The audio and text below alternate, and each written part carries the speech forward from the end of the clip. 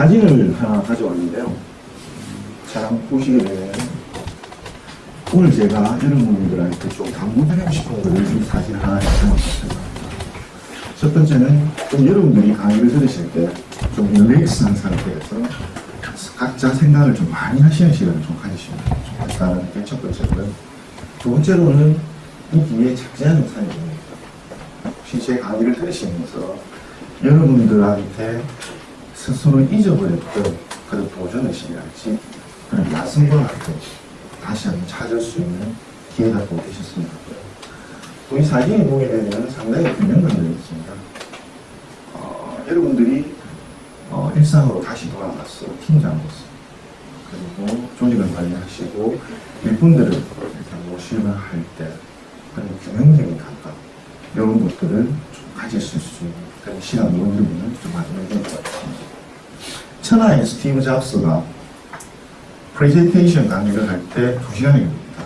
하지만 그 사람도 한계가 있습니다. 무슨 한계냐면 어떤 강연이고 10분의 집중력이 떨어지지 않고 10분을 하기가 굉장히 어렵다고 합니다. 그래서 스티브 잡스의 2시간 프레젠테이션 안에 10분 단위로 이벤트가 있습니다. 남자 게스트가 출연한다든지 영상이 있던다든지 아니면 음악이 흐른다든지 그러나 저는 그런 디바이스가 전혀 없습니다. 오로지 1시간만 동안 여러분들의 관심과 참여 그게 없으면 진행하기 어렵기 때문에 좀 적극적인 관심을 가지시고 저와 같이 가면 좋겠습니다. 해드릴까요? 네. 대부분 이 알려드린 바와 마찬가지로 변형을 바라보게 됩니다. 옆에 보시게 되면 관심, 관찰, 관계 세 단어가 있습니다.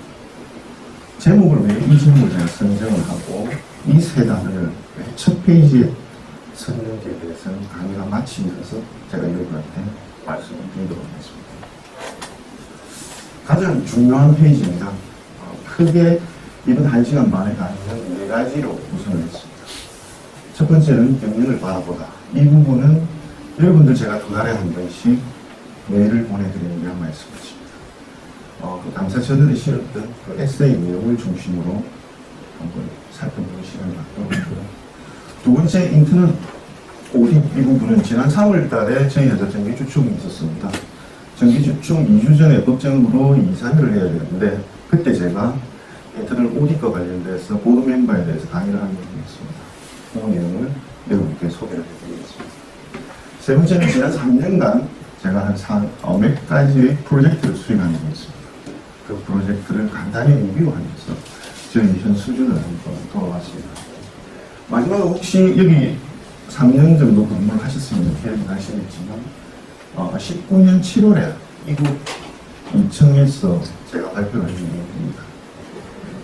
저 내용은 뭐냐면 제가 사무직사에 있으니까 한 4, 5개월 정도 근무를 하면서 BNH가 이런 회사가 되면 좋겠다 라는 생각으로 제가 구성했던 건데 3년이 지난 지금도 굉장히 유능하고 유승이 있다고 생각하면서 마지막 챕터로 제가 기록을 했습니다. 그리고 혹시 여러분들이 원하신다면 강연 끝나고 Q&A를 간단하게 좀 진행해도 될 것 같습니다. 오른쪽에 있는 그림은 이번 전체 1시간 반에 있는 키워드들의 매핑입니다. 이걸 염두에 두시고 따라오시면 좋겠습니다. 유명한 세 사람입니다. 스티브 잡스, 마이클 잭슨, 그리고 타이 론슨. 제가 살아오면서 굉장히 영향을 많이 받았던 인물입니다. 많이 닮고자고 했던. 물론 그 사람의 전체 인재가 배우고 하려고 했던 건 아니고요. 그분들이 저에게 영감을 줬던 영역이 있습니다. 그 영역을 배우려고 했고 어느 수준까지는 제가 캐치업을 할 수 있도록 노력을 했던 그런 이니시에이티브를 줬던 분들. 아마 저뿐만 아니라 여러분들도 사람은 틀리더라도 이와 유사한 사람들이 있으리라고 생각합니다. 좋은 사람을 선정하셔서 롤모델을 삼으시고 그분들에게서 긍정적인 에너지를 받으시면 훨씬 더 풍성한 삶을 살 수 있지 않을까 싶습니다. 저는 올해로서 33년 정도 사회생활을 했습니다. 29년을 당생했을 때 강사로서 현재 폴마에서 4년째 접어들고 있습니다. 심플합니다. 경영관리를 20분 강좌를 들어보겠습니다.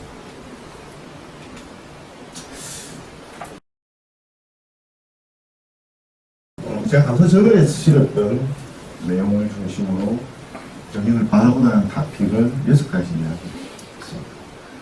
들어가기에 앞서서 제가 여기 에피소드를 한 가지 말씀을 드리고 시작을 하겠습니다. 작년 3월 말에 제가 가입되어 있는 한국감사협회에서 제게 전화가 왔습니다. 협회 저널에 인터뷰 내용을 싣고 싶은데 괜찮으시겠냐고. 주로 공공기관 감사가 메인이었습니다. 그래서 민간기업에는 굉장히 오랜만에 요청이 드리는 거라고 했어요.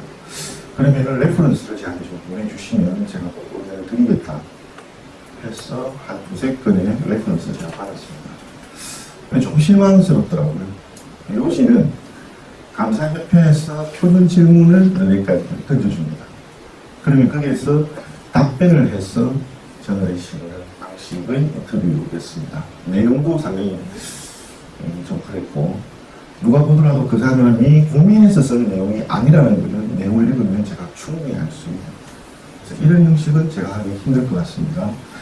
제가 한번 고민을 해서 제안을 드릴 테니 그 부분이 협회에서 억셉트가 되신다면 해주십시오 라고 해서 며칠 전에 제가 역제안을 했습니다. 제가 에세이 형태로 한번 써보겠다. 그렇게 해서 감사협회에서 처음으로 감사 에세이라는 코너가 설정되었습니다.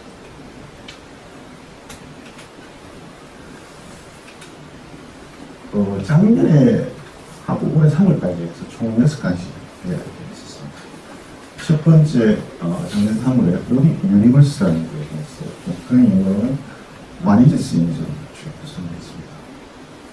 죽음에 대해서도 한번 해봤고, 패러다임에 대해서도 이야기를 해봤고, 스탠다드, 스트레티지, 가장 최근에 디시즌 메이킹까지 진행했었습니다. 저의 경력은 심플합니다. 29년간의 경영 관리에서 폴마에 오면서 감사라는 이름으로 들어왔습니다. 어떻게 보면 신입사원과도 같은 새로운 업무, 하지만 대학을 졸업하고 첫 번째 신입사원과는 좀 결이 다른 업무를 하게 됩니다. 하지만 어차피 새로운 일을 한다는 것은 두렵기도 하고 합니다. 따라서 기본적으로 배워야 된다는 그런 것들이 있습니다. 그 배우는 과정에서 저를 돌아보는 그런 생각들이 있었던 것 같습니다. 그래서 감사 저널의 독자들은 감사로 시작해서 10년을 했던 즉 까마득한 후배들도 아마 있을 것입니다. 그 사람들에 대해서는 훌륭함도 제가 있고, 하지만 이렇게 칼럼을 만들고 하면서 그 사람들에게도 제가 던져줄 수 있는 메시지가 있지 않습니까? 그 메시지는 그 사람한테 울림과 끌림의 상호작용이 아마 있지 않겠냐는 식으로 이야기를 풀어가기 시작했습니다. 저는 감사 일을 하면서 가장 키로 느꼈던 게 두 단어입니다. 독립적이고 객관적인 이 부분이 가장 중요한 부분이었습니다. 제가 주님 중 9시라는 표현을 굉장히 잘 쓰는데요. 여러분들은 옛날에 지금은 아주 상당히 오래됐습니다만 CNN을 보시게 되면 구글러스를 해가지고 쭉 들어가는 그런 영상들을 아마 동적으로 다양하게 보신 적이 있을 것 같습니다. 하지만 그거는 굉장히 해상도가 뛰어난 인공위성 카메라로 찍었기 때문에 하나의 흐트러짐이 없이 들어갑니다. 그러나 여러분들이 실질적으로 업무를 하실 때 스스로도 그렇고 부하 직원들에도 그렇고 줌인과 줌아웃의 테스트를 해보시게 되면 어느 순간 해상도가 떨어진다는 것을 느끼는 지점이 있습니다. 그게 그 사람의 수준입니다. 따라서 줌인과 줌아웃은 누구나 할 수 있는 것 같지만 누구나 하지 못하는 능력입니다. 이거를 자유자재로 할 수 있다는 것은 굉장한 능력을 보유한 사람이고 소위 말해서 내공이 깊은 사람만이 할 수 있습니다. 그렇게 해야만 관점을 이룰 때도 숲을 보는 관점과 나무를 보는 관점을 패러럴하게 분수를 할 수 있습니다. 리스크에 대해서 하나 말씀을 드리겠습니다. 제가 상당 그룹에 있을 때 울산 상사 부분에서 큰 사건이 있었습니다. 2004년 정도로 기억하는데 홍콩지사에서 구리 선물 사고가 발생했습니다. 요지는 1억 원의 손실을 처리해야 됩니다. 그룹이 발칵 뒤집어졌고 제가 실무 책임자였습니다. 근데 결국 회장님 부부를 마치고 사장까지 교체를 시켜야 되는 그런 상태였고, 그때 교체됐던 사장님이 취임 후에 첫 번째 상사에 만들었던 게 리스크 매니지먼트 메카라고 있습니다. 이제 그 사건은 절대 잊어버리지 말자. 그래서 1년에 특정 주기를 정해서 그 주간에는 모든 업무를 내려놓고 자기 개인의 업무에 쓰일 리스크를 봐야 그런 사실들이 없는지 크로스 체크도 하고 리스크라는 주제로 디베이트도 하고 그런 식으로 했습니다. 지금 현재까지는 아마 진행이 아마 안 되리라고 생각을 하는데 굉장히 드라이브를 했었고요. 하나 기억에 남는 이벤트 중에 하나는 그때 전 임원들이 나왔습니다. 그리고 다크 초콜릿을 다 먹었습니다. 다크 초콜릿 하면은 굉장히 그거하지 않습니다. 절대 잊지 말자. 아무리 삼성물산이라고 하더라도 1억 분의 단일 손실이라는 것은 상상할 수 없습니다. 만약에 저희 회사에서 1억 프로의 손실을 처리한다? 아마 문을 닫아야 됩니다. 어떤 회사든 리스크의 자유로움은 없는 것 같습니다. 반면에 마이크로소프트의 빌 게이츠는 띵크윅이라고 해가지고 세계 책복달에 들고 와가지고 일주일을 책보다 나오게 했습니다. 그리고 직원들한테도 권장합니다. 과연 띵크윅을 가지는 회사가 나은 회사입니까? RM위크를 하는 회사가 나은 회사? 저는 둘 다 낫다고 생각합니다. 하지 않는, 아무것도 하지 않는 회사보다는 RM위크라도 가지는 회사가 낫다. 비록 그게 큰 손실에서 발생되었다고 하더라도 그 정신을 이어가고 다시는 재발을 시키지 않겠다라는 강력한 경영인들의 메시지가 녹아들기 때문에 그런 강력한 조직 문화로 남게 되는 것입니다. 빌 게이츠가 연달아 나오는데 레오나르도 다빈치가 굉장히 메모를 많이 남기다는 여러분들 기억하고 계실 겁니다. 그런데 레오나르도 다빈치가 남겼던 36장의 메모지를 빌 게이츠가 345개 매각을 받았습니다. 매입을 했습니다. 메모 한 장에 10억 이상을 지불을 했습니다. 그 당시 해외 언론에서 뭐라고 했냐면 현대의 천재가 과거의 천재에게 바치는 그런 사람 이렇게 표현했습니다. 어쨌든 그림들, 그런 천재들의 액티비티나 그런 유의 관점을 여러분들도 많이 배우시고 판단하면 훨씬 수월하게 새로운 지표를 눈을 밝힐 수 있지 않을까. 복싱에 영화복기라는 것도 있지만 하나 예를 들어보겠습니다.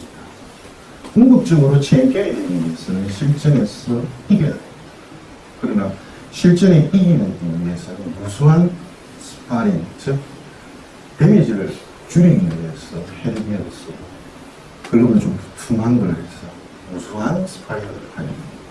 근데 그 스파링까지 가기 위해서는 무수한 샌드백도 굴리고 줄넘기도 하고 코치하고 펀치 교환도 하는 그런 작업이 있고, 그보다 더 중요한 것은 자신의 홀로 끊임없이 눈만 뜨면 움직이는 섀도우 복싱을 해야만 합니다.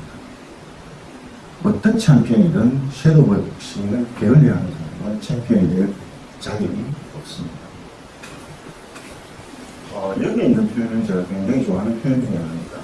뉴욕에 가면은 맨하탄에 구겐하임 미술관이 있습니다. 스페인에도 하나 있고 이태리에도 하나 있습니다.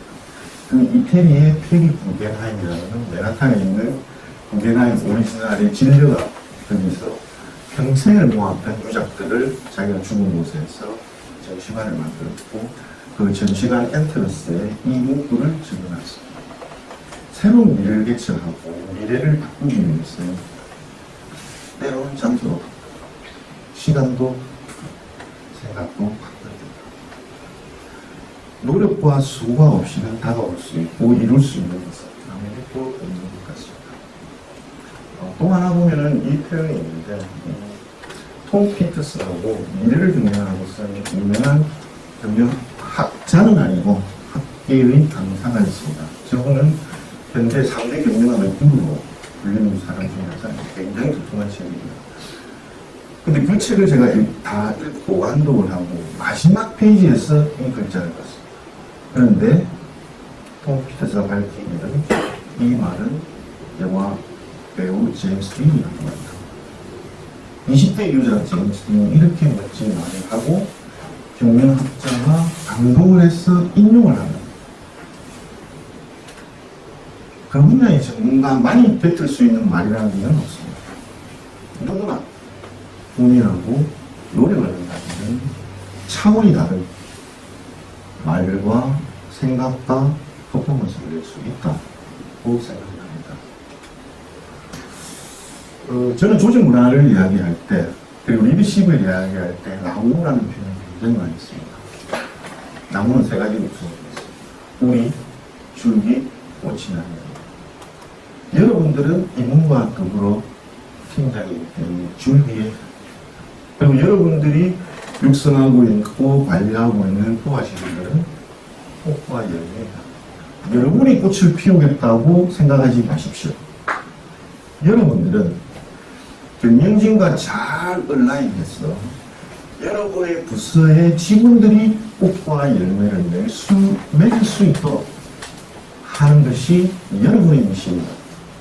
그게 여러분의 진가를 보여주는 것이라는 것을 명심하십니다. 이 What is Best에 들어가기 전에 하나 말씀드리겠습니다. 제가 굳이 이 시리즈로 제가 할 생각은 전혀 없었습니다. 에세이를. 근데 시리즈로 가겠다라고 마음먹은 게 하나의 이벤트가 생겼습니다. 제가 신입사원 때 저를 제 손을 잡고 부서로 데리고 갔던 관리과장님이 그분이 돌아가셨다고 작년도에 카톡으로 제가 아침에 출근길에 받았습니다. 근데 아시다시피 작년 코로나 시국이었고 아무도 모일 수가 없고 정보만 교환하는 시기였습니다. 한 3주 정도 정신적이고 멘탈이 흔들리는 경험을 했고 진정 죽음이란 무엇인가에 대해서 많이 고민을 했었습니다. 사람의 죽음, 기업에는 많이 죽음이 없었습니다. 제 경험이 있었습니다. 교세라라고 하는 기업의 이나무리 가즈오 회장은 현재 일본의 3대 CEO입니다. 옛날에 신학교 교수였던 김영석 교수, 이분은 100세, 지금 103세로 알고 있습니다. 이 두 분의 말씀에 공통적인 내용이 하나 있습니다. 인생을 크게 나누면 3등분을 합니다. 배우는 시기, 일하는 시기, 정리하는 시기입니다. 여러분들은 일하는 시기에 정점에 와 있습니다. 여러분들은 인생에서 일에 관한 가장 정점의 시기에 와 있기 때문에 결코 이 시기를 허술하게 보내셔서는 안 될 것 같습니다. 프로젝트 라이프 사이클 그리고 오그나이제이션 라이프 사이클 제품이든 조직이든 영원하고 그 상태에 머물러 있는 것은 사이클이 있습니다. 죽음이라는 게 있다고. 사람은 근본적으로 죽게 됩니다. 사람은 근본적으로 죽다 보니 진시황같이 불로초 근데 캘리포니아 쪽에 부자들은 냉동인간을 해가지고 미래기술에 의존해서 들어가서 하지만 인간과는 다르게 기업은 공행 컨센이 가는 겁니다. 리미트가 없다는 수명의 리미트가 없다. 단 그걸 하기 위해서는 제가 볼 때는 혁신을 해야 합니다. 제가 경험적으로 보면은 IMF 97년, 2008년에 두 번의 엄청난 변화를 직장생활에서 겪었습니다. 당시에 IMF 시기에서는 제가 삼성전자 이름도 그렇습니다. 구조개혁 팀의 핵심 당부였고 금융위기 때는 무사의 금융팀장 시기였습니다. 저희 회사를 당시에 구조조정하고 해체 작업하고 사람들을 줄이고 엄청난 작업을 했었습니다.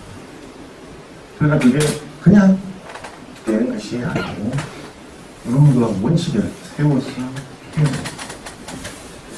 그와 같은 작업을 하고 두 번의 큰 변화를 느꼈는데 최근에 코로나라는 아주 독특한 느꼈습니다. 그리고 지금 지구적인 이슈였고 소위 말해서 블랙스완급 아니 나아가서 퍼플스완급을 흘러내리니까 생각합니다. 따라서 이제는 IMF나 금융위기의 레벨이 아니라 우리가 예상치 못하는 위기가 언제든지 주기적으로 발생이 가능하다.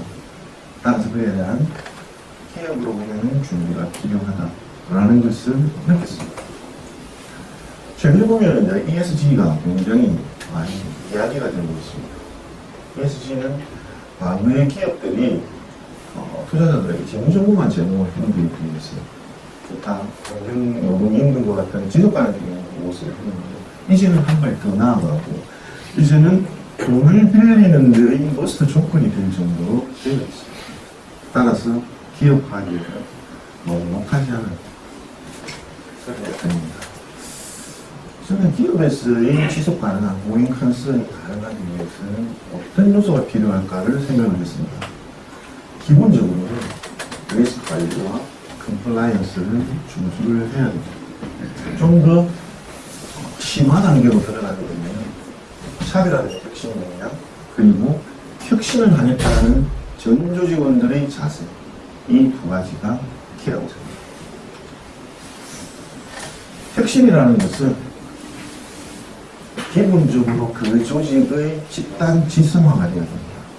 그 조직에서 우연 영역이 많으면 결코 선진화된 조직은 아닙니다.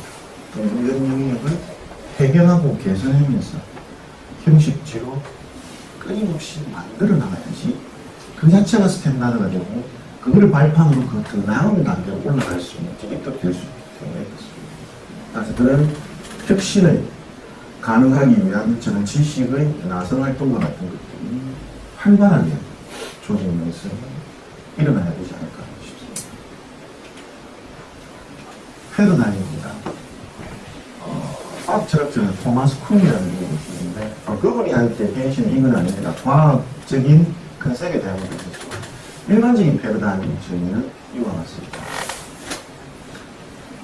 제가 옛날에 패션을 좀 담당을 했어. 관심이 있는데 패션은 기본적으로 무행사입니다. 넥타이 폭이 넓어졌다가 좁아졌다. 색깔이 어두웠다 밝아졌다. 이거는 셀러가 만들어내는 겁니다. 메이크가 만들어내는 겁니다. 그래서 자기들은 계속 수익을 만들어가는 것이죠. 그러나 이제 시장이 바뀌었습니다. 어느 순간 우리나라뿐만 아니라 글로벌로 노타이 열풍이 불었습니다. 노타이 열풍이 있으면 어디가 데미지를 받을까요? 넥타이를 만드는 메이커가 치명타를 받습니다. 그 업체로 본다면 패러다임 시프트를 느껴야 됩니다. 이제 소비자의 손으로 초이스가 이미 넘어갔습니다. 그러면 메이커가 바뀌어야 단계로 이미 넘어갑니다. 산업구조도 뭐 1, 2, 3차 아무리 선진화된 회사가 서비스 위주의 회사가 됐다고 하더라도 1차, 2차 산업이 진행을 했습니다. 저희가 4번의 산업혁명이 있었다고 하더라도 1차 산업혁명, 전기기관 베이스를 제외하고는 2차, 3차 역시 공존하고 있지만 내일의 패러다임이 바뀌었을 뿐입니다. 제조업을 보시는 바와 같이 OEM, ODM 이와 같은 팩터로 올라가고 있고요. 저희도 여기 있죠. 화장품은 여기쯤으로 가려고 보시면 되겠습니다. 제가 공부를 해보니까 저희 나라가 1960년대부터 메이드 인 코리아라는 컨셉이 생기기 시작했습니다. 대부분의 기업들이 수출 위주의 OEM으로 6, 70년대에 시작을 했고 일부는 무너지고 다시 살아남는 경쟁자들이 지금 현재의 중견기업의 ODM 기업화가 되었습니다. 물론 생산에 대해서는 뭔가가 저렴한 지역으로 옮겨갔긴 하지만 그런 변심으로 되어 있는데 아직 플랫포마로 넘어간 제조 베이스는 극히 드뭅니다. 저희 회사도 딜레마가 이제 아마 거기서 시작을 하는 것 같고요. First move와 Fast follow에 대해서 생각해 보겠습니다. 제가 삼성에 근무에 있을 때 삼성전자를 평가를 하면서 항상 이런 생각을 했었습니다. 삼성전자는 언제 글로벌 기업이 될 수 있을까? 대단히 데이터를 써야 되기 때문에. 그러나 이제는 되었습니다. 그 키가 아날로그에서 디지털 시대로 바뀌었기 때문에 그렇습니다. 만약에 아날로그 시대로 전자는 지금 상황이 없습니다. 여전히 소위의 가슴을 외칩니다. 절묘한 타이밍을 잡는 거예요. 하지만 그 절묘한 타이밍은 기회가 왔을 때 준비된 사람이 테이크할 수 있는 거예요. 블록버스터를 무너뜨리고 넷플릭스가 OTT의 선도가 될 수 있었던 것은 그들이 준비를 했기 때문에 따라서 이런 이례적인 혁신이 아니라 기업은 고잉 컨셉, 어떤 측면에서 생존을 위한 혁신을 활동을 명문히 할 수밖에 없습니다. 사이클 경기는 150km 구간에서 마지막 800m에서 50명이 뜹니다. 배로통으로 다 나타나요. 후속자. 바퀴 하나로 얻어낸 명이 순서가 바뀝니다. 저는 그거는 한 경기의 이례적인 혁신이라고 본다면 기업은 계속적인 혁신. 라스트 스포츠의 경우는 없습니다. 일상의 스포츠 해야 됩니다. 또 경영활동에서 보게 되면은 스피드라는 게 굉장히 중요하다고 생각합니다. 특히 삼성 반도체 같은 경우에는 빨리 자주 거의 보고하고 있습니다. 저는 조금 저희 회사에 대해서 아쉬움을 느끼는데 중견기업, 중소기업이라고 하면 제 나름의 컨셉이 있었습니다. 굉장히 기민하게 빠른 시간에 디시전 메이킹 일어나고 일사불란하게 있는 줄 알았습니다만 그렇지 않은 부분들이 꽤 많이 있습니다. 오히려 대기업보다도 뷰로크래시가 되어 있고 경직되어 있고 늘어남이 있다. 그런 과정에서 해결해 주셔야 되는 여러분들이 교체가 되셔야 됩니다.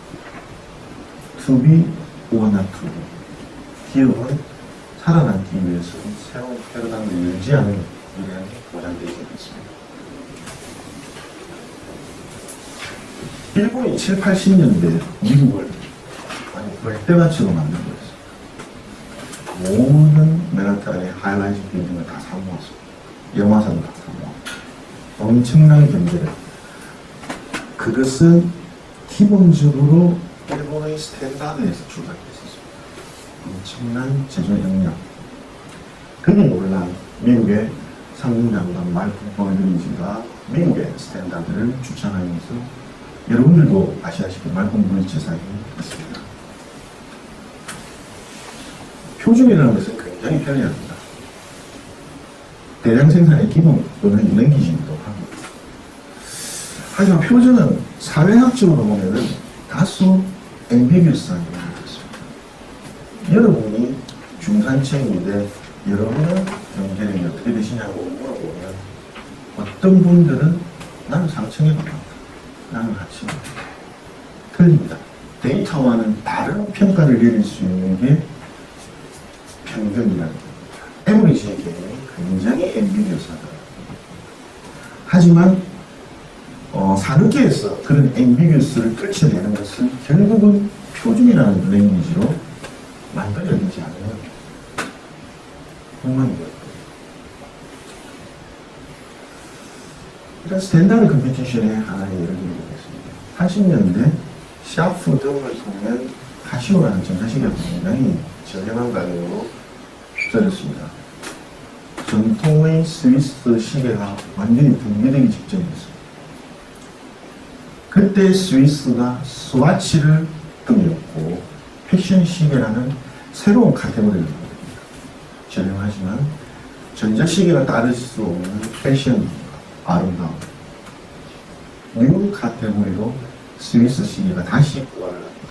뿐만 아니라 과거보다 더 초고가 영역을 개척을 하면서 스위스 시계가 다시 만들어집니다. 즉, 표준의 스탠다드의 위협을 받았을 때 새로운 스탠다드를 만드는 뛰어난 사람, 뛰어난 조직이 없다면 그 조직과 그 사람은 도태될 수밖에 없어요. 저는 하이 스탠다드라는 표현을 굉장히 좋아합니다. 여러분도 그렇고 경영자도 그렇고 스탠다드를 높게 설정하세요. 그렇게 해야 역량이 올라갈 여지가 있기 때문에 그렇습니다. 그러나 이때 조심하셔야 될 게 스탠다드를 높게 하는 것은 좋지만 대책 없이 높게 하게 되면 번아웃이 일어날 수 있습니다. 기준만 깐깐하게 하실 게 아니라 토대와 여건을 만들어가는 리더가 되어야만 진정한 하이 스탠다드를 관리할 수 있는 리더가 될 수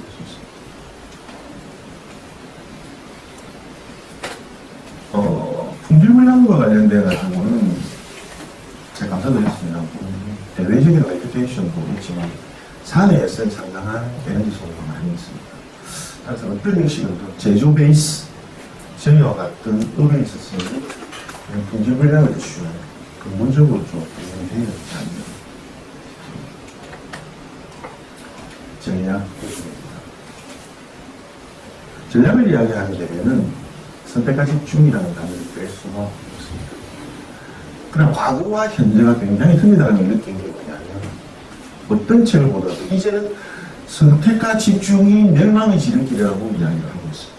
그만큼 다변화된 세상이고 미래가 더 불확실하기 때문에 경쟁 역량을 한 곳에 몰았는데 그 영역이 주목받지 못하는 영역이 되면 미래를 준비할 수 없다고 도태될 수밖에 없다는 리스크를 갖고 있습니다. 따라서 기업의 입장에서는 스트레티지 포지션을 제대로 설정을 하려면 자기가 어느 위치에 선점된 역량이 있고 어디로 갈 것인지에 대한 명확한 대변신을 하지 못하는 기업은 전략을 수립조차 하기 어려운 문제가 있다.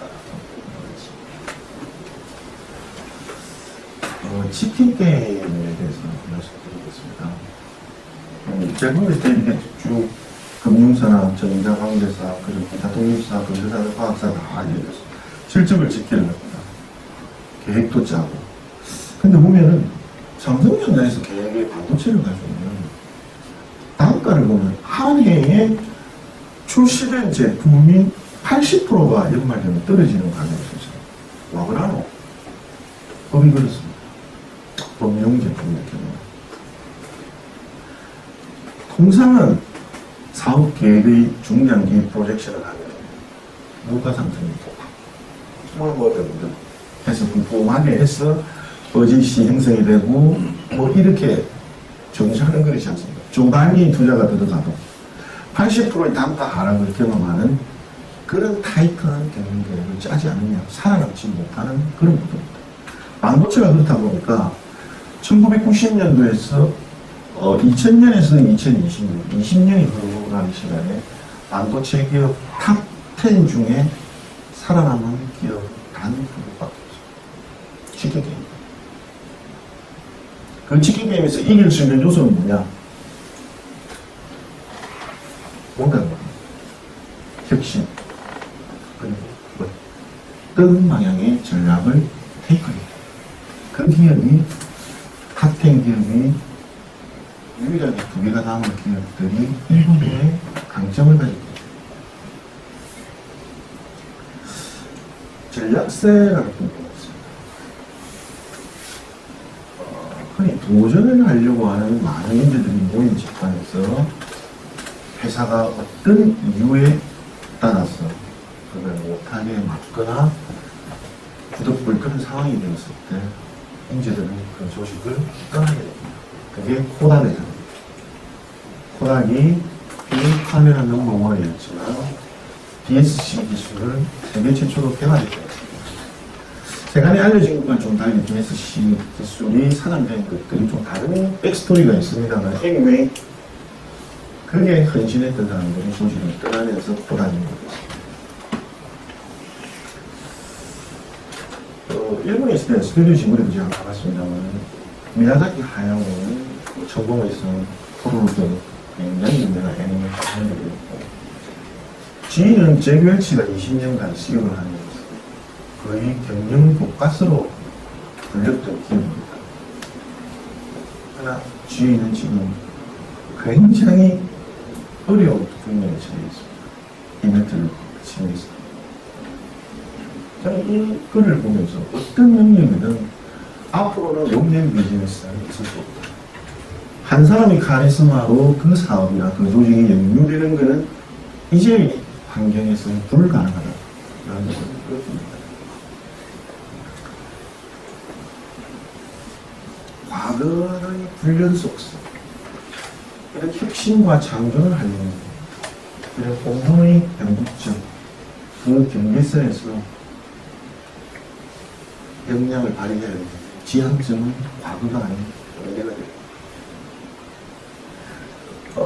이게 좀 성공해본 조직은 성공의 덫이라는 걸 빠져나올 수 있습니다. 조직이 관료화되고 경직화되고. 그러나 이런 것들이 일어나게 되면 예지를 익히면 망가집니다. 그러면 미래가 담보할 수 있습니다. 패러독스는 상충되는 요소를 아우르는 작업. 시장 점유율을 더 높이겠다. 이익을 더 높이겠다. 표면적으로 보면 상충되는 요소입니다. 하지만 이제는 이 두 요소를 두 마리 토끼를 동시에 추구하지 않으면 안 되는 환경에 이미 들어오겠습니다. 전략을 어렵게 생각하시면 안 될 것 같습니다. 작년에 제가 ODF 강좌를 한번 가서 강편 시간에 이런 이야기를 했었습니다. 한 달에 ODM 영업사원 직원이 1000통의 전화를 할 수 있는 리소스를 가졌다고 칩시다. 그러면 어떤 사람은 한 개의 글에서는 1000통의 전화를 다 사용할 것이고, 어떤 사람은 1000개의 글에서는 한 번씩은 통화를 할 겁니다. 그러나 대부분의 경우에는 이런 양극단보다는 어느 정도의 분포되어 있는 곡선을 가지고 있습니다. 저는 그게 전체로 본다면 ODM의 전략의 분포가 그렇다는 것이고, 그게 동적으로 특정 연도에 시프트가 있다면 전략의 변화가 가져올 수밖에 없는 동일이 있었다는 것입니다. 결국 전략이라는 것은 일상에 이미 나와 있습니다. 나와 있는데 새로 만들어야 되는 게 아니라 이미 저는 스스로 또는 조직이 스스로 설정한 그 전략을 실행하고 있는데 전략은 막다른 세계로 보고 있습니다. 그런 괴리감을 없애야 됩니다. 의사결정과 관련돼서는 저는 사람의 인생도 그렇고 기업의 행동도 그렇고 결국은 에이즈니즘은 과거의 디시전 메이킹의 결과치라고 합니다. 실리콘밸리나 할리우드 같은 캘리포니아 태양의 지는 기본적으로 여기는 무한대의 도전 정신의 기업들이 실패를 합니다. 그렇기 때문에 그들이 만들어내는 어떤 측면에서는 모아이면 또, 하지만 도가 되더라도 투자자들은 용인을 해줍니다. 그렇기 때문에 그 지금까지 없는 도전을 할 수 있는 곳이 바로 이런 겁니다. 그리고 나사 같은 경우는 그야말로 전문가, 프로페셔널의 집단입니다. 이게 있으면 정치의 영역이 들어올 수가 없고, 프로젝트를 완수하느냐, 변경하느냐, 종결하느냐의 이슈는 모두 자율적으로 그 안에서 프로페셔널의 디시전 메이킹을 해들어야 됩니다. 그게 용인이 되지 않으면 저 조직이 가동이 되지 않습니다. 저는 모임이라는 경우는 굉장히 좋아합니다. 저도 지금의 시대는 워크하는 시대가 아니라 띵크하는 시대이기 때문에 저희가 잘 어쩐지 모르겠습니다. 과거에 보면 하도 복사하고 회의 불려다니고 복잡하니까 9시 반부터 11시까지는 심지어 줌을 이렇게 차고 사무실 공통사에는 못 들어오게 줄까지 신호를 한 적이 있습니다. 일종의 집중 강화 시간 이런 식으로. 여러 가지 요소가 있습니다만, 여러분들은 부서장, 팀장으로서 부하 직원들이 몰입해야 될 과제가 있을 때는 기다려주고 몰입의 여건을 만들어주는데 인생에서는 이렇게 저는 이게 저희 회사에서 이런 성장통에 대한 이슈가 좀 많이 봤습니다. 박대현 팀장하고 이렇게 쭉 이야기를 해보고 있습니다.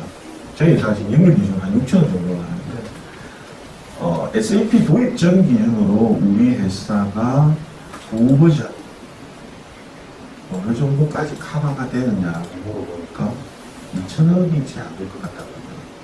2천억이 안 되는 회사를 시스템과 프로세스와 맨파워로 6천억을 하니까 뻑이 날 수밖에 없어요.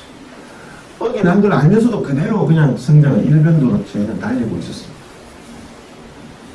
그때 잠깐 스톱. 누군가를 매쳐야 되고 빈자리를 메꾸고 가는 작업을 했어야 되는데 저희들은 그런 게 굉장히 부족했던 것 같습니다. 시스템을 재정비하는 것은 많은 수고와 기간이 필요합니다. 뭐 어떤 형태로든 이제는 될 수 있게 진행이 돼야 되고 기업이 진정으로 질적인 성장을 하려면 있을 수 있는 실패에 대한 자산을 끊임없이 갖추어가야 되고 작게는 실패를 했을 때 이런 리뷰하는 포스트 모티비티 같은 것을 활성화하고 그와 같은 분위기가 조성이 되고 그거를 인정을 해줘야 돼요. 그런 거 있습니다. 그리고 어떤 사람이 굉장히 허황한 이야기를 사업적으로 이야기를 하는 실천말로 똥꼬를 친다 이런 얘기를 하지만 안목에 있는 경영자는 소위 말하는 그런 똥볼이 사업이 될 거라는 누군가보다도 강한 확신을 느낄 때가 있습니다. 그들을 바꾸고 픽하고 리드하는 게 리더인 것입니다. 리더는 내가 발의를 하고 내가 정리를 해야 되는 주체자가 아니라 논의되고 픽하고 하는 과정을 통해서 만들어가는 정사 같은 역할입니다. 내가 말 안 했기 때문에 무시, 똥볼이라고 디파일을 한다는 것은 잘못된 일입니다.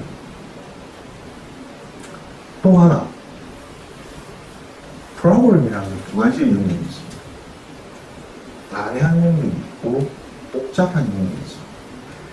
난해한 영역은 프로페셔널이 해결하면 됩니다.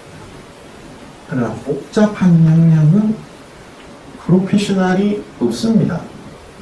오픈하고 디베이트하고 솔루션의 패스웨이를 만들어가야 되는 것입니다. 이때 중요한 게 디시전 메이킹.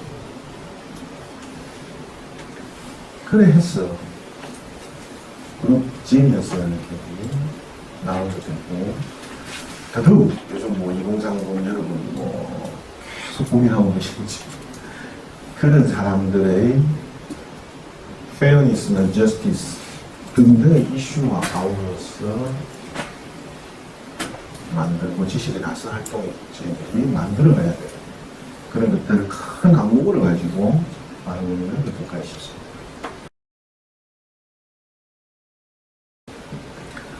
다음은 인터넷 오디터가 됩니다. 쉽게 말씀드리면 강사는 두 개의 영역이 있습니다. 회계 강사 영역이 있고 내부 강사 영역이 있고 제가 있는 쪽은 회계 강사는 외국 회계법인입니다. 재무제표에 회사가 작성된 게 맞다 그르다에 대한 적정과 비적정 의견을 제시하는 게 기본적으로 중요합니다. 그걸 4개의 파이낸셜 스테이트먼트에 대해서 하는 게 기본이고 이 4개의 파이낸셜 스테이트먼트를 검증하기 위해서 이러한 절차에 거쳐서 나왔다는 부분에 대해서 이 절차도 리뷰하고는 있습니다. 그런데 이 부분이 금년도부터는 이제는 회계법인의 오디스를 받아야 돼요. 또 한층 강화되는 식으로 진행됐습니다. 따라서 내부 회계 관리 제도가 굉장히 중요하고 여러분들도 실질적인 업무의 프로세스도 관장을 해야 되는 의무가 있습니다. 제가 하는 것은 이 파이낸스 스테이트먼트에 대한 입증 강사 이름이 아니고 운영의 강사입니다. 쉽게 말한다면 보드 멤버의 업무 활동을 감시하는 역할입니다. 있는 한국상으로 이와 같이 법적인 역할이 있고, 일부에 있어서는 경영진과 협의를 해서 지도하고 자문하는 역할을 수행하고 있습니다. 즉, 독립적이고 객관적인 방법을 통해서 이런 국정감사에 덧붙여서 어슈런스를 보강을 해주고 컨설팅 활동을 하는데 내부감사의 기본적인 정신이라고 말씀드릴 수 있겠습니다. 삼성 모델이라고 있습니다. 경영진은 일선과 일선의 책임자입니다. 즉, 영업에서 규정을 지키고 생산에서 균형을 지키고 하는 일선의 활동, 그리고 주로 지원부서나 경제부서에서 전문성을 가지고 일선을 매니징하는 기능, 이 두 가지가 경영진이 관장하고 책임을 져야 되는 중입니다. 제가 하는 내부감사는 독립적이고 객관적인 입장에서 경영진이 수행하는 모든 액티비티에 대해서 이밸루에이션을 하고 어슈런스와 어드바이스를 하는 게 저희 미션입니다. 그래서 결국은 이와 같은 내용들이 거버넌스의 산익 체제인 이사회에서 경영진과 감사가 논의가 되어서 전체의 경영 활동을 이루어가는, 이게 삼성 모델의 기본 골격이고, 외부의 보증 제공이라는 것은 회계법인의 재무제표에 대한 입증감사가 되는, 이 모델이 저희 회사의 거버넌스의 체제라고 보시면 쉽게 이해하실 수 있을 것 같습니다. 좀 더 심플하게 보면 경영진은 예를 들어서 당의 연구에 양적이나 질적인 목표를 설정을 할 것입니다. 그 양적이나 목표, 질적인 목표를 설정하는 과정에 여러 가지 리스크 요인에 대해서 어떤 활동을 하겠다, 그리고 어떤 통제 활동을 하겠다라는 원칙과 기준을 가지고 있을 것입니다. 그리고 보드 멤버들은 효율적인 거버넌스를 구축을 하고 회사 전체가 윤리적인 문화로 구축을 하자는 게 있습니다. 그에 감사는 정성과 같은 것을 합니다. 거버넌스 측면에서는 이와 같은 액티비티들이 실제 하고 있는지를 점검을 하고, 경영진이 수행하는 위험관리가 실제 기회를 하고 있는지, 컨트롤 활동이 효과성과 효율성이 있는지를 이밸루에이션 해서 평가를 하는 그런 역할을 수행하고 있습니다. 부정이라는 부분을 인터널 오디트에서 빠지기 어려운 타격 중에 하나입니다.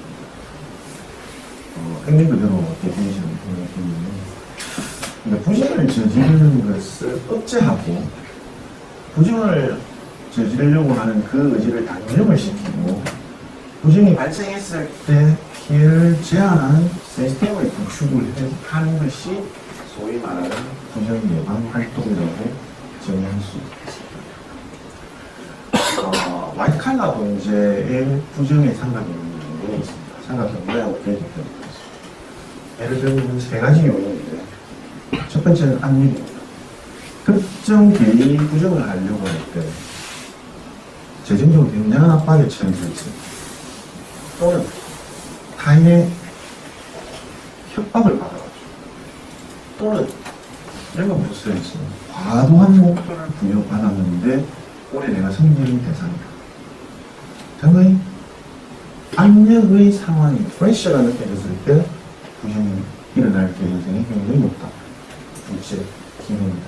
이 부분이 예방의 가장 중요한 에어리어인데, 이런 압력을 받는 사람은 기본적으로 자기의 쌈짓돈을 부정을 하는 게 아니고 회사의 돈을 빼내야 되기 때문에 태핑을 해줍니다.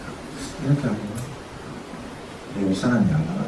옆에 부서가, 체크 밸런스 부서가 안 나나? 한 달, 두 달 지는데 누구더라? 그러면은 됩니다. 그게 내부 통제를 얘기하거나 해봤는데 별로 장치가 없는 것 같고 그걸 우회할 수 있는 역량과 수단이 내가 보니까 있는 것 같아. 내부 통제하는 사람들의 의지를 더 확보하게 됩니다. 그리고 또한 조직 문화에 있는 것에서 만난 내용인데, 이런 사람들이 이런 의지를 가지고 실행 후에도 자기 합리화를 할 때 더더욱 그 한 사람의 이슈가 아니고 조직 전체의 이슈가 되버리는 치유하기 어려운 장면이 넘어가게 됩니다. 흔히 이런 부조가 관련된 직원들 같은 경우는 회사에서 운전을 조절합니다. 갑자기 너무나 멋있는 옷이나 차를 타고 다닙니다. 그리고 갑자기 요즘은 안 그렇겠지만 고급 술집을 다닙니다. 어떤 형식으로든 표현합니다. 여러분들 중에 부하 직원이 예기치 않은 이런 상황에서 그런 변화를 목도했을 때 그거를 찾아서 여러분들이 밝혀낼 수 있을지 잘 생각해 보시죠. 최근 사례 두 가지 말씀드리겠습니다. 신문에서 보셨겠지만 오스테인 잉글랜드 세계 4위 업체입니다. 매출이 한 6,300억, 이익이 한 1,000억, 종업원이 한 6,000명이 있습니다. 사고 발생 전 기준으로 시가총액이 2조 정도였는데 재무팀장이 2,215억을 행령을 했는데 회수하거나 회수를 진행하는 것은 330억에 불과합니다. 계양정리 3,800억의 매출, 종업원 750명, 시가총액 1,200을 행사했는데 재무팀 직원 30대가 6년간에 걸쳐서 245억을 행령했고 회수한 것은 37억입니다. 이와 같은 루트 프로젝트는 기본적으로 앞서 말씀드린 내부 회계 관리 제도가 전혀 작동되지 않고 세팅이 되지 않았기 때문에 이와 같은 현상들이 일어나는 것이다. 어떤 형식으로든 이런 프로드에 대한 관리는 1, 2선의 책임자인 경영진이 세팅을 해야 됩니다.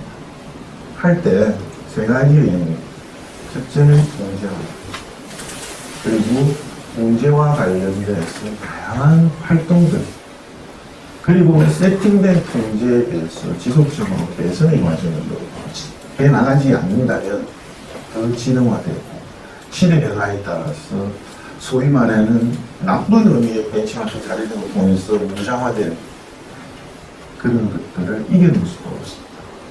따라서 부정이라는 것은 조직원을 나쁘게 바라보는 것이 아니라 조직원들이 나쁜 길로 빠지지 않도록 나쁜 길을 보인 사람을 바로 밝혀내고 물들지 않도록 하는 것이 이와 같은 모델과 활동을 통해서 하는 것, 즉 직원을 보호하는 활동이다.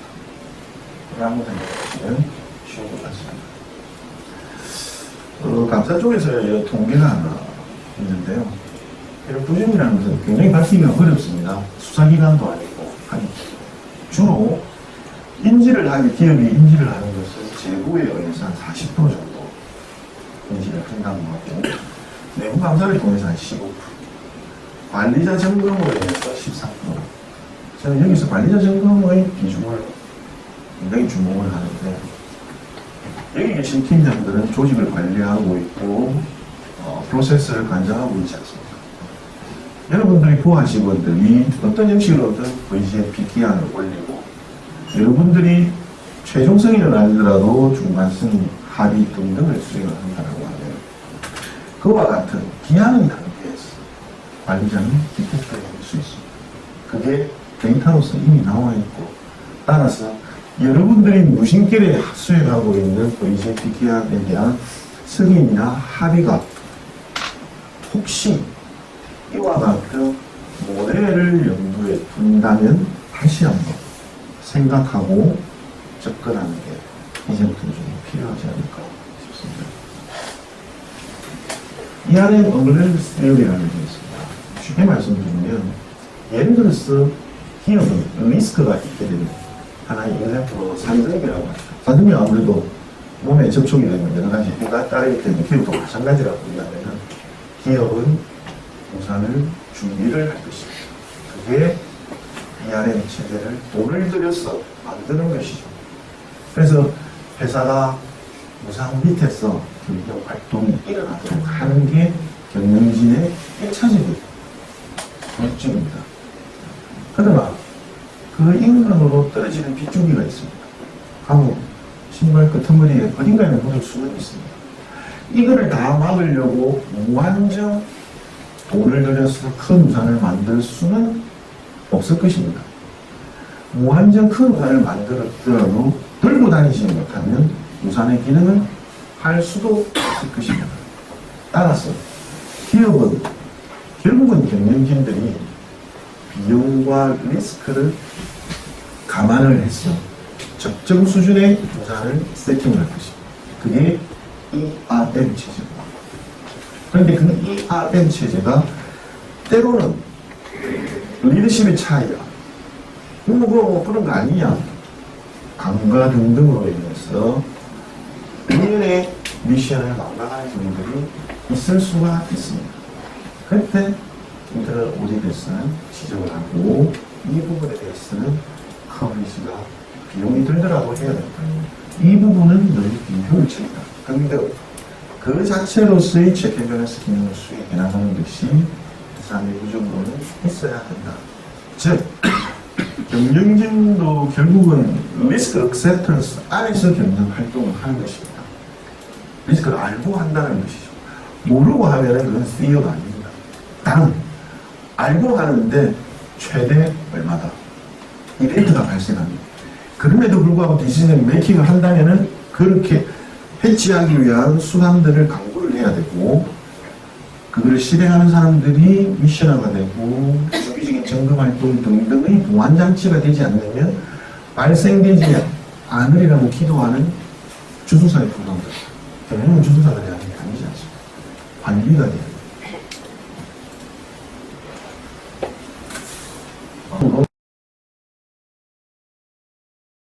전략, 리더, 우리 혁신 팀장이시죠. 리더에 있는 7줄을 좀 한번 읽어주시겠습니까? 조직을 혁신한다. 조직의 역량을 발전시킨다. 조직원이 하고 싶은 것을 하도록 도와준다. 무엇을 하고 왜 하는지를 질문한다. 장기적인 관점으로 접근한다. 현재 상황에 도전한다. 올바른 가치를 추구한다. 맞습니다. 여러분은 리더이자 관리자이십니다. 여기에 있는 7개의 덕목이라고 그럴까? 탤런트라고 그럴까? 관리자에서의 것과 비교한 게 몇 개씩 정도 여러분들 해당되는 것 같습니다. 물론 여기 있는 것들이 7개 중에 6개, 5개 아니야 나는 전까지다 라고 하면 굉장히 좋겠지만 지향점은 여러분들이 경영자로 성장하는 것은 좌로시 붙어야 되는 것은 분명할 것 같습니다. 저는 팀장은 혁신의 리더라고 생각합니다. 팀장은 누구보다 현장을 관리하는 사람, 팀원과 가장 가까이에서 소통하는 사람입니다. 그리고 그 사람이 일을 하게 할 맛이 나도록 만드는 사람도 여러분입니다. 맛이 안 나게 하는 사람도 여러분입니다. 그리고 제가 디시전 메이킹에서 3등급을 했을 때 탑다운과 바텀업의 한계를 극복한 미들업앤 다운의 주체가 바로 팀장입니다. 여러분들은 잘하고 계시나요? 리더는 권한을 가지고 행사하는 사람이 아닙니다. 여러분들의 팀원이 여러분들이 결정하도록 의사결정권을 줬습니다. 그렇기 때문에 그 의사결정의 무게를 이겨내야 하는 사람입니다. 그래야 후배들의 기대와 희망을 버리지 않을 것입니다. 따라서 담당 조직을 앞으로 우리는 어떻게 개선하고 미래를 준비해야 될까를 누구보다도 고민하고 팀원들과 지식의 달성 활동을 통해서 암묵지를 형식지로 만들고 직원들의 그런 디벨롭을 개발하고 그런 직원들이 열매와 꽃을 낼 수 있게끔 할 수 있는 주체자가 바로 여러분입니다. 전략은 한자로 싸움을 생각하는 거예요. 전쟁에서 싸움을 생략할 수는 없기 때문에 이기기 위한 방법이라는 것이 공산국입니다. 전략이 왜 필요하냐? 기본적으로 미래가 보장되지 않습니다. 자원이 요한하기 때문이죠. 그래서 우리가 고잉 컨슨이 되고 더 뛰어난 굿드 그레이트가 되기 위해서 이런 쇼퍼스로 가자. 이게 전략입니다. 근데 그 전략도 커머디티입니다. 사오고 차용하고 거인에게서 힌트를 얻고 그래서 일정 소화기간을 거쳐서 우리 것과 할 수 있습니다. 살 수 있는 상품이 될 수도 있습니다. 전략을 벤치마킹이 가능합니다. 그러나 전략을 실천한다는 것은 다른 의미입니다. 그거는 아트. 전략은 수립은 가능하고 하지만 이 수립된 전략을 실천하느냐 안 하느냐는 아트입니다. 차원이 됩니다. 흔히 전략은 후발주자, 약자일 것이고 선발주자는 이미 탁 튀는데 혁신을 해야 돼요. 좀 다른 면이 있습니다. 아무래도 탑티어나 선발주자는 가장 경기를 해야 될 게 경쟁자적인 측면보다는 스스로의 이슈, 뭐 운동선수도 마찬가지겠지만 혁신을 하는 거니까. 그렇다면 당사는 혁신을 해야 되거든요. 전략의 우선을 해야 됩니다. 저는 벤디 텍스트를 쓴다는 거죠. 어떤 부분에서는 선두주자 1수는 있지만 아직도 저희는 후발주자 내지는 후발의 역량을 가지고 있기 때문에 좀 더 세련되고 좀 더 완벽한 시스템을 만들어가는 작업들이 필요하다. 여러분들은 팀원들에 대해서 어느 정도 소통할 것입니까? 피드백을 하지 않으면 독재자입니다. 히틀러와 무솔리니와 다를 바가 없습니다. 직원들은 그런 독재자 밑에서는 무능해질 수밖에 없습니다. 전략세를 납부해서 그 우수한 인재들이 다 떠나보게 겁니다. 리더십과 파워심은 반드시 흘러가야 됩니다. 여러분이 가지고 있는 팀장으로서의 자금 부스러기 분할을 연연하지 마십시오. 놓고 직원들과 미래를 생각하고 고민하십시오. 타잔이 밀림 앞으로 나갈 수 있는 과거를 놓고 앞에 있는 줄을 잡기 때문에 여러분들이 과감히 앞에 줄을 잡아야 팀원들이 밀림에서 빠져나갈 수 있습니다. 그런 와중에 여러분 스스로의 커스터마이즈된 툴들을 개발하셔가지고 팀원들과 상호 완전 활동을 좀 하시고 아래에 보면 흔히 평범한 교사는 말을 잘하는 분이라고 합니다. 좋은 선생님은 설명을 잘 하시는 거예요. 그리고 훌륭한 선생님은 모범을 보이시는 거예요. 위대한 선생님은 영감을 줍니다. 여기 교사, 선생, 스승의 자리에 팀장, 여러분의 이름을 넣는다고 생각하시면 여러분의 위치는 여기 준비되어 있을 것 같습니다. 그럼 잘 생각해 보시기 바랍니다. 경영자는 많은 정부와 사람과의 관계에서 의사결정을 해나가는 주체자입니다. 디멘전이 상당히 복합적이고 다차원입니다. 중요한 건 균형과 조화가 있어요. 결코 단순하지 않습니다. 다차원에서 균형과 조화를 잡는다는 것은 쉽지 않아요. 하지만 신뢰와 소통하려고 하고 준비를 하고 올바른 방향을 세팅하겠다는 뜻이 있다면 이런 동적 균형을 찾을 수 있는 기본적인 툴을 갖춘 팀장이자 리더입니다.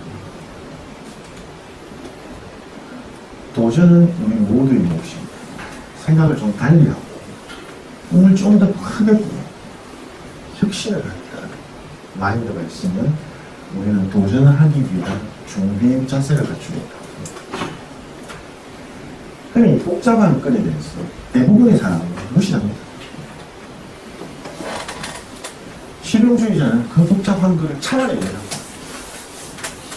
하지만 천재는 복잡한 걸 걷어내 단순화시켜 폴라로 살기니 빨리 최적의 모습을 만들어냅니다. 여러분들은 마지막과 같은 그런 어프로치를 해야 되지 않을까요? IQ, EQ까지는 여러분 아마 들어보실 거예요. Intelligence Quotient, Emotional Quotient. 이제는 조직 관리에 있어서 메인 쿼시언트 레벨로 가야 된다고. 그러나 저희 대상은 여전히 아래한 이슈가 있습니다. 아직 나간 것 같아요. 조직원들의 의미와 몰입을 부여할 수 있는 그런 메인 쿼시언트 레벨을 가지고 못 가는 것입니다. 여러분이 지금 어디에 위치해 있습니다. 우리는 일의 의미감을 적극적으로 만들어야 하고 우수한 변수들을 단순화를 해가면서 스토리를 만들어요. 조직 전체가 몰입해서 결국은 아웃퍼포먼을 석관을 기본 목표고 주체자입니다.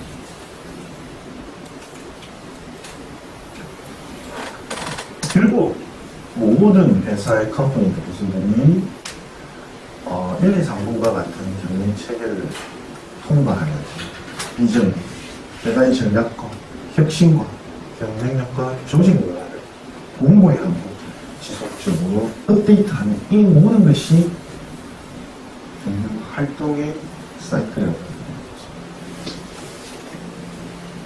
여러분들은 우리가 해당 부서도 회사 전체도 모르고 이러한 전략 달성을 위해서 리더로서 어떻게 도전해야 할지 다음 주 월요일날 출근하시면 곰곰이 생각하시고 직원들과 사안에서 멘토링과 티칭 등을 통해서 조직이 성숙할 수 있도록 하시면 어떨까 싶습니다.